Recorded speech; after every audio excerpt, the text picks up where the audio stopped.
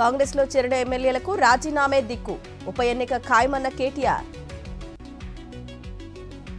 10 ఏళ్లలో బీఆర్ఎస్ లో చేరుకున్న ఎమ్మెల్యేల సంగతేంటి? కేటీఆర్ కు కాంగ్రెస్ ఎమ్మెల్సీ అద్దంకి కౌంటర్. వరంగల్ కాంగ్రెస్ నేతల మధ్య కలహాలు, మంత్రి సురేఖ ఎమ్మెల్యే నాయని మధ్య మాటల యుద్ధం.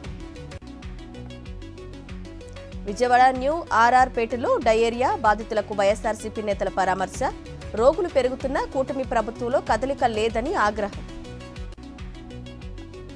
అనకాపల్లి జిల్లా మునగపాకలో జనసేన పార్టీకి షాక్, వైఎస్ఆర్సీపీలోకి చేరిన ఎంపీపీ మళ్ళా జయలక్ష్మి.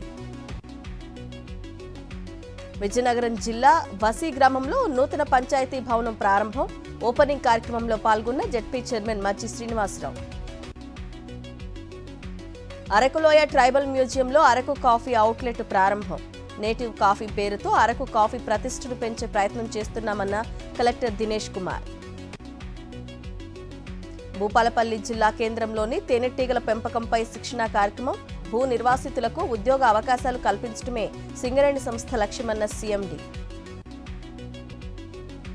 మైలవరంలో మైలర్ బాలిక హత్య కేసును ఛేదించిన పోలీసులు, బాలిక తండ్రే హత్య చేసినట్లు వాంగ్మూలం ఇచ్చారన్న సీఐ.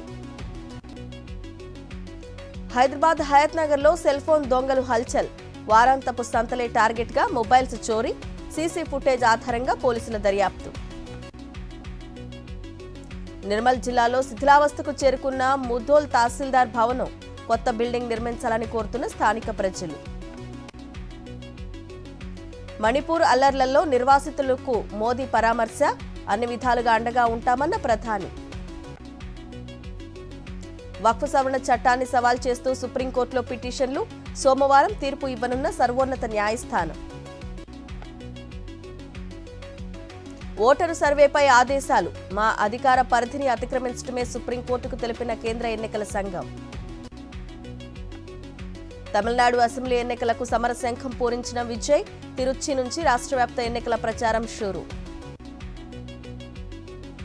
చైనాపై 100% సుంకాలు వేయాలి, నాటోకు పిలుపునిచ్చిన అమెరికా అధ్యక్షుడు ట్రంప్.